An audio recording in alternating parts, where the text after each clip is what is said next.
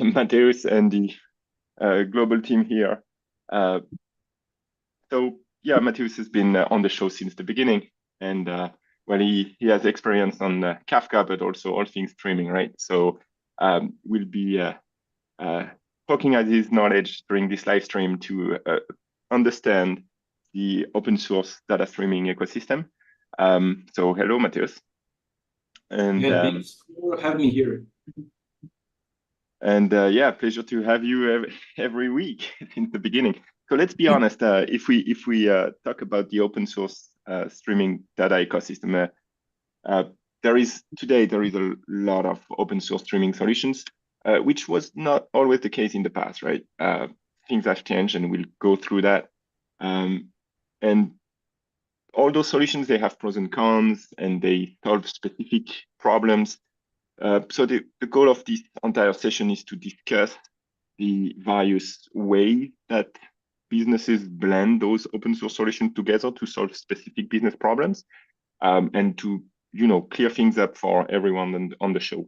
So it's really not a live show about the Lenses technology, but really a more broader view on the open source data streaming ecosystem.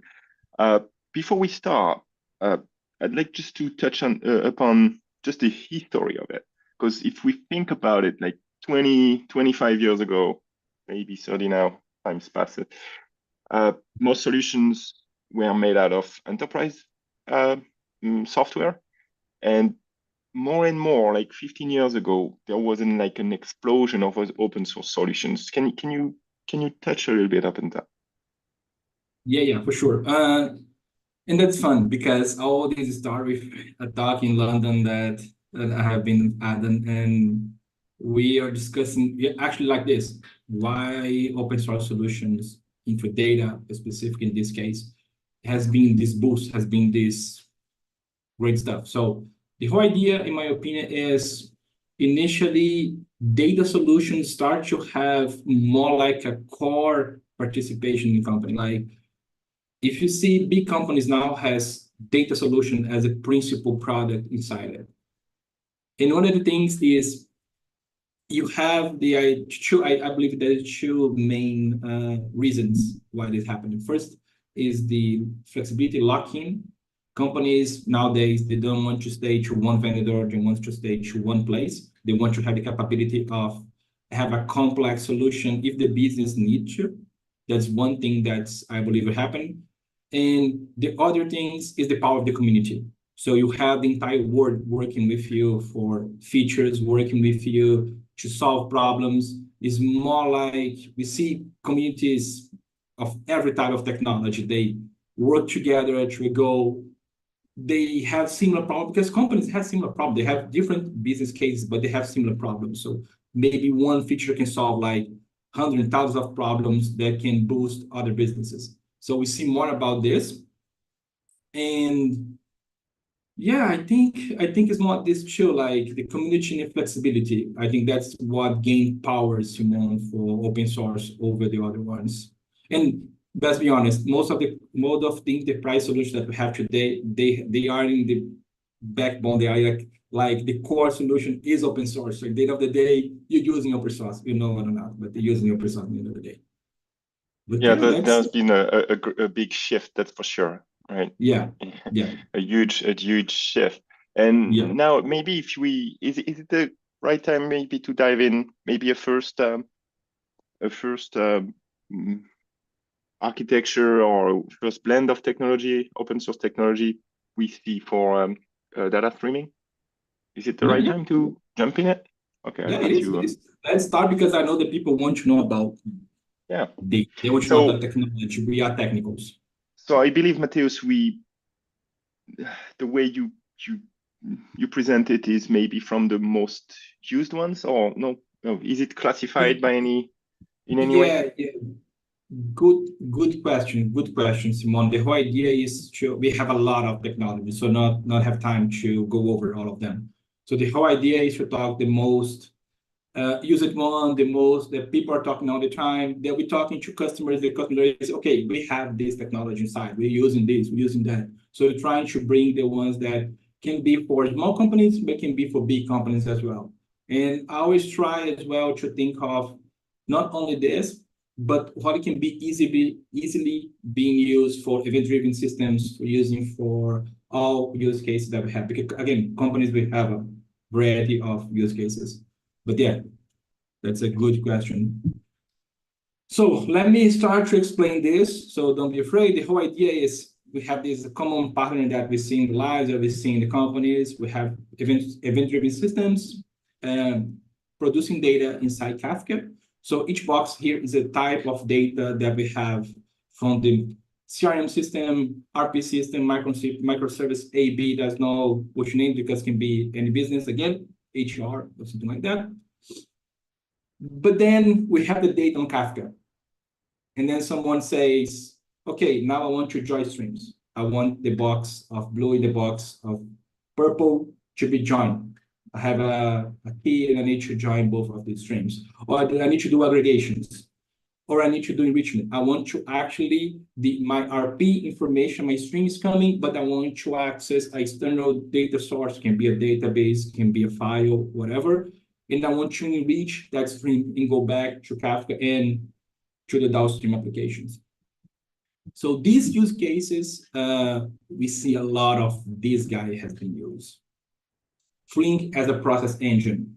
And one of the things that I have been noticed since Kafka Summit of last year is everybody's talking about Flink. Everybody's talking about how use Flink as a process engine for streaming because Flink was born to work with streaming. So most of the process engine that we have today, they start as batching. For example, the most used one in the market is Apache Spark. They are born in batch and then they receive like Spark streaming, then receive structured streaming, then receive some improvements on the structured stream. Flink was born to be streaming. That's the completely different thing. And I'm gonna say that has a lot of pros and cons. I'm gonna just elucidate a few of them. Then we're gonna show the capabilities of each tool so you guys can choose in the daily basis. So it's wide battle tested. Alibaba used this in China, so has been trillions of events being processed by Flink, so we know he can handle the workload. Scale as a petabyte scale. I can develop in SQL, Python, and Java, which open up again for not only for Java developers to create these streaming applications to process data, but for data engineers to know Python, for data analysts to know SQL. And he can handle both stream and batching. So I can have like, okay, I want you to batch now, I have Flink to use it.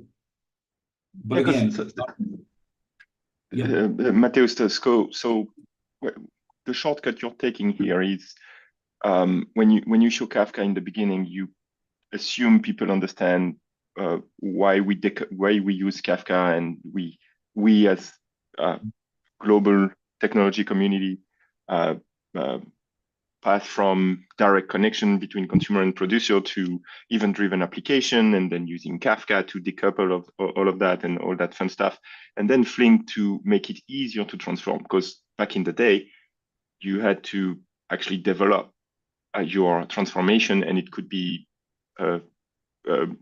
complicated, could take a lot of time, and so on and so forth. So I just wanted to clarify that right? Easy. So Flink just comes to lower complexity to users to transform data using SQL, right?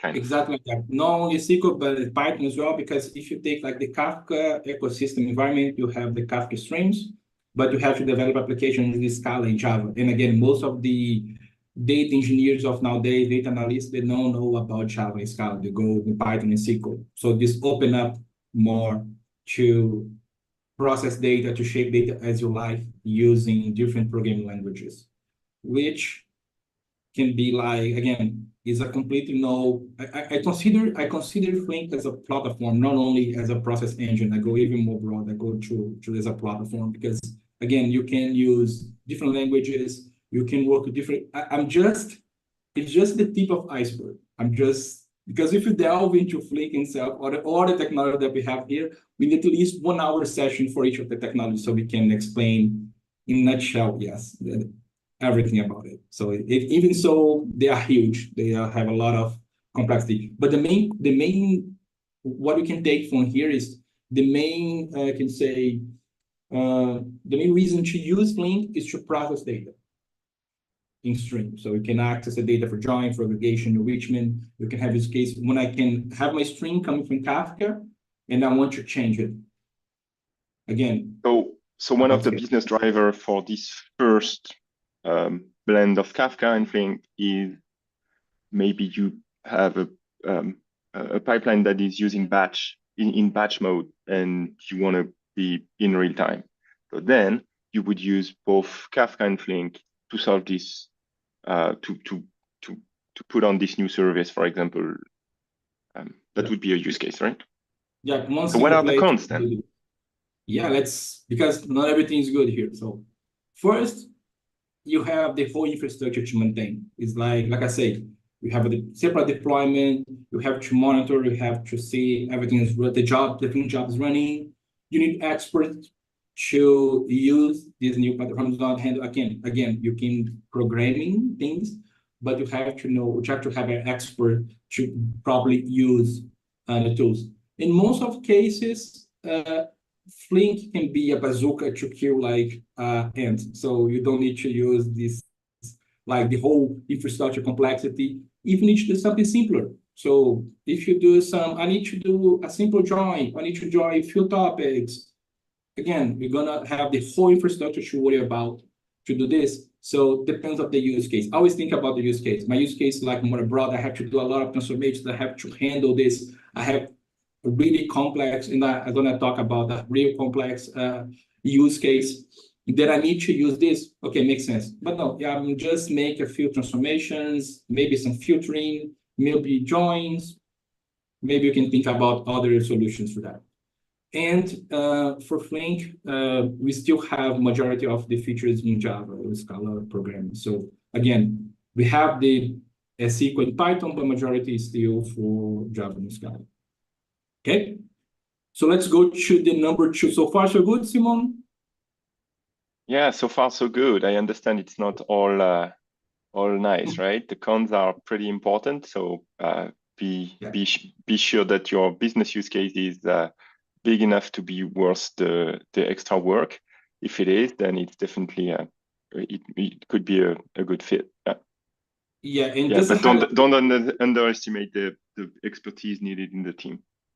Yeah, and the highlight is here we're gonna show a few technologies for you guys to or not using now, but I think to have a use case that can use, go to the documentation, try to read more about it. It's just a glimpse because again, it's 30-minute session, so we can give everything in 30 minutes.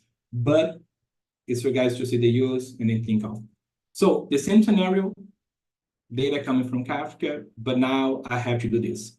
I want to access that data in low latency as possible. Huge amount of data in low latency. I want to have the high concurrency, and I want to do query, analytical query.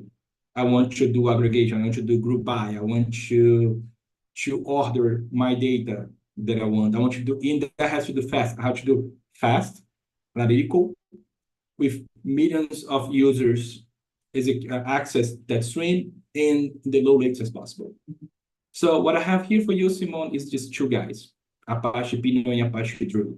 They are OLAP systems. I consider them, that's a personal opinion here, as data warehouse for real-time systems. So if I want to have this for streaming, I can use these 2 guys. The best part of them is they're using as consumers. So they access the data in Kafka and then they push the data for their storage. You don't have to create a connector or don't have to do anything in the middle. He's responsible to access the data in Kafka and bring it to you. After he does that, all the magic is started.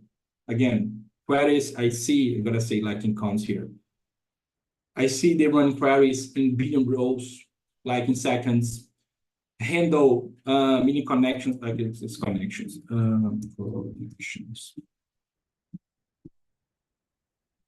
Millions of connections, huge workloads. For example, Uber use it, Walmart, Stripe, and Target use this. Imagine what's the volume for them to deliver analytical data. And the best part is most of them are like the perfect match made in heaven for Kafka. So if I want to query data for Kafka, because we know that if we go to the Kafka, we can read it, but we partition 0, 1, 2, 3, and then my application has to compute this because get all data, and then, okay, I want to filter. I have to compute everything that is my topic, and then I have to computation. Here, I have a different way that I'm not going to answer too much, but it's a time-based, the time-based out of the database.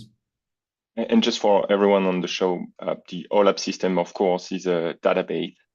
It's a column-based database, right? Basically, is that a good way to summarize it? Exactly. Yeah. So the why Apache Pinot and Druid, how is it different?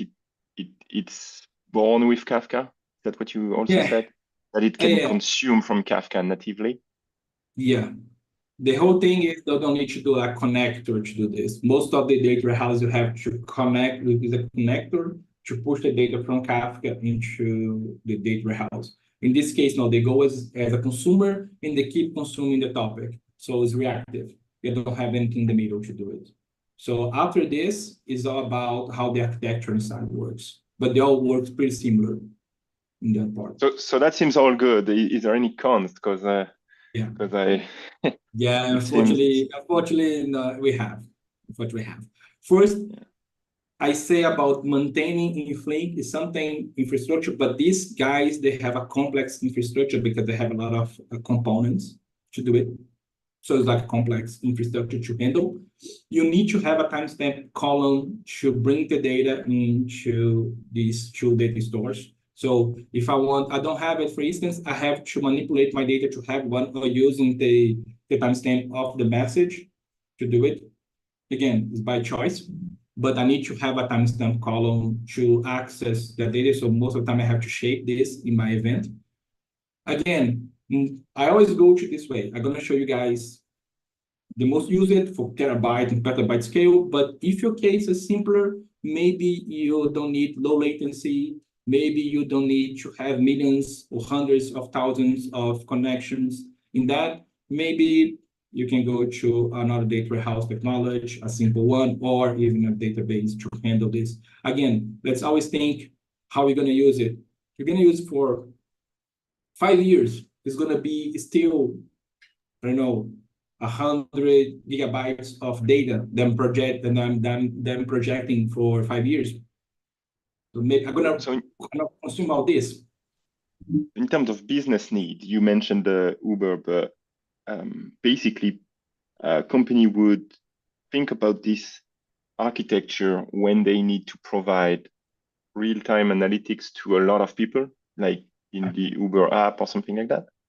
I always think that if I want to go to Pinot, it's a lot of access. I need to have the freshness as soon as possible, low latency. And I have cases that databases cannot solve. Like I cannot run, for example, I'm going to explain more, but I have the cases of using Pinot specifically, that a customer that I have in the consultancy, he has more than 1 billion rows, 1 billion and 2 million rows, if I'm not mistaken, 200 million rows. And he cannot run this in the database that he had. But when we offload everything to Kafka and then everything to Pinot, when he starts to see is he could run this in 9 seconds. So I But was fine because the the data CEO was said, okay, change the query. They thought it was in caching, but it was not caching. okay. So performance is very good, but still you need a timestamp. So it has to be a time-based Yeah, information. yeah, Otherwise, so it wouldn't fit every use cases. Okay. yeah, exactly. And the last con is most of these technologies, and both of them, they are not completely sequencing. So they don't have the completely SQL surface of syntaxes. They are close to have, but they don't have everything. So if you have something that you need that is not on these technologies, most of the time you're going to have to use a complementary tool for query engine. Again, you're going to add more complexity to the pipeline. So you have to think of about it. So far, so good. We're gonna try to speed All up right. because So And so we've maybe, seen analytics, we've seen yeah. Guillaume has a question. transforming the data. So what's next? Oh, sorry, yeah, Guillaume, go ahead. yeah, hi, Matthias again. Yeah, so Yeah. yeah, really interesting. Out of those two, Pinot and Druid, is it one of the is it a case that one of the two will not survive in the community? I mean, which one's gaining more adoption in the open source community? And is it a chance that actually one of them dies, a bit like what we saw with, I mean, Yeah, with a lot of open source technologies? Is there space yeah, in the market for these two? yeah. What? That's an amazing question. I worked with Druid 3 years ago, like 2 years extensively, and we start to work here on Pinot in the community that I work with, because a few things. First, Pinot was built in LinkedIn, the same place that Kafka was built. The second is his cloud native. And the third, I think the most important one is a community is real life. Is always happening something, is always having some the same as Druid happens as well, because Druid already start to have this. But Pinot is always have something, always have like a bug fix, always have like a change. So I always go to the ones that's more have this boost. Okay, we're gonna push more community-driven product first, community first, and then we go to the manager. Because of them, they manage it as well. They all have the managed solutions as well. Yeah. But it's not But issue. both are heavily adopted across the community, Yeah, though, as I understand it, yeah, right? So yeah. they're not immature technologies. No, it's not something that Okay. I would not, for example, if something using Druid, I'm gonna go change for Pinot in otherwise. I think that they're using one of them, they're probably very happy with the results. But I always going first when I'm trying to choose a solution, I always go to the community and see how is the acceleration of the product itself. If you have like meetups, people already talking about it, content, internet, and again, bug fix and new features. I think that's the most important one. Good. Amazing. All right, for the sake of time, let's jump to the next one. Yeah. And And, I see. Yeah. yeah.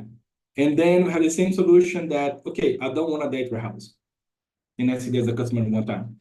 I don't want to have like a database or a place when I want to store my data. I want to query data analytical way, and I want to integrate with Spark, Trino, and Python. I want to integrate with other technologies as well. So this is one of the guys has been talked all over the Kafka Summit this year. Is Apache Iceberg. And not only in Kafka Summit, in every data summit that I have been, event that I have been watching, it has at least 1 or 2 sessions about Iceberg integrating with something. So Iceberg is a data format when you can do queries inside of a file. Using a Hive meta store for now, but it's going to be changed in the upcoming releases. But it has all the algorithm intelligence to have time travel, to have ACID mode. It's like a table in the format of a file that is extremely performatic. It's building Netflix, so cost effective. If something delete your database, your table, you can time travel and access the previous data. If you overwrite the information, you're going to have historical. You can go back and time travel. Has been used for a lot of technologies. Dremio, Snowflake, you name it. Spark has been using, again, has been using for almost big technologies of data, and it can be handled terabytes of data. For example, Netflix, we participate in a podcast with one of the engineers in Netflix. They have in a single table terabytes in the Iceberg format, because again, it's Netflix. Imagine how much data they have for analytical. But I get the feeling that we have only 3 cons that I think of. Again, if someone sees this and have more cons or more pros, please comment on this video for us to see as well, because it's like a personal opinion that we talk between the team. So for this one, I need a query engine. You don't need a data warehouse, but you need something to query the information inside the Iceberg table. Extra infrastructure.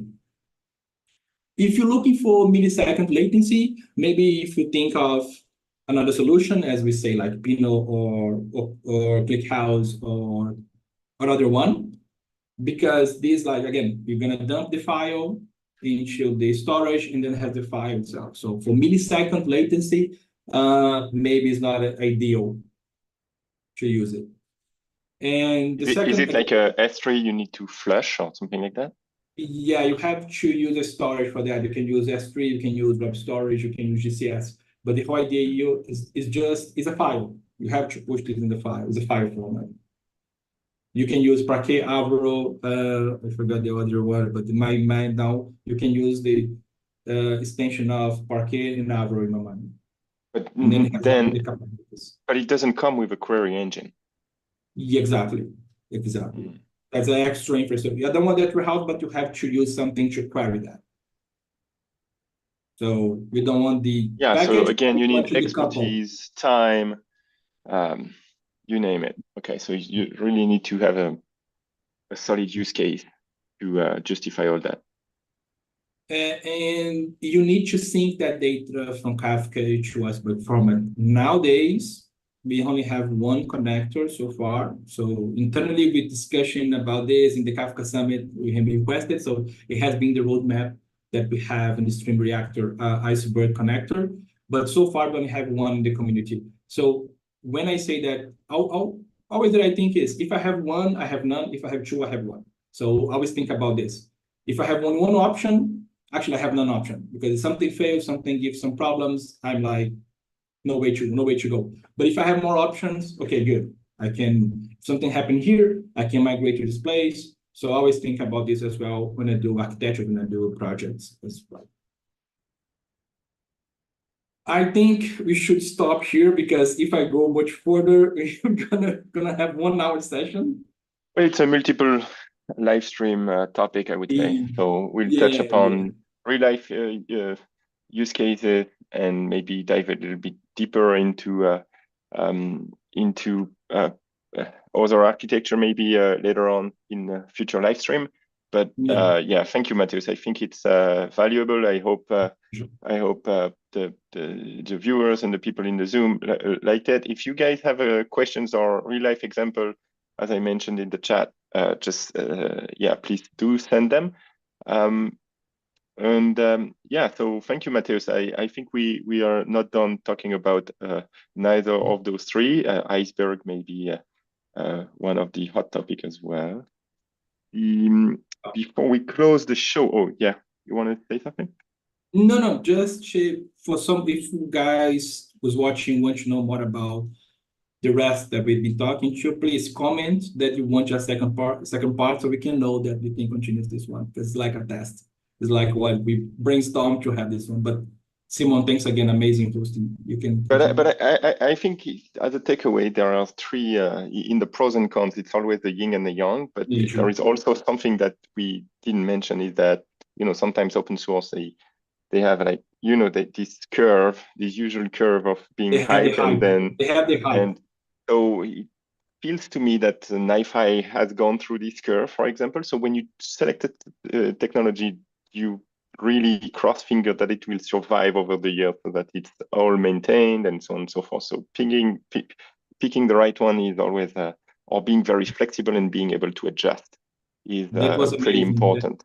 Yeah. That was amazing comment because the three of them that I showed, they really go to hype to really establish technologies of open source. So again, good point. The other ones are not, it's still in the hype and getting off the hype. So again, good comment. Yeah. So yeah, to wrap up, tomorrow we have a webinar on the 5.5 release that we do at Lenses. Again, it wasn't the topic of today's show, but still, it's tomorrow. It's a webinar that we'll be hosting about the new features that we released. There is one about GitOps that we are really excited about, and so much fun stuff. So yeah, if you want to join, there will be a link in to register right below. And to close out this live stream, if you have questions, if you want to talk to us, or just have fun, just join us in our community Slack. And if you have technical questions, you can ask Marius and all that fun stuff. So yeah, do join our community, and it should be right below on the video in the description. All right. With that, Matheus, Guillaume, see you next week, hopefully. Yeah. To talk further about. Yeah, go ahead. Yeah. Well, see you tomorrow actually for the webinar, I think, 5.5. Yeah. Yeah, we'll see you tomorrow. Yeah, see you tomorrow for the 5.5. Yeah, you're right. You're right. Thank you, everyone. Have a great day. Yeah. Have a great day. Thanks. Excellent discussion. Thanks.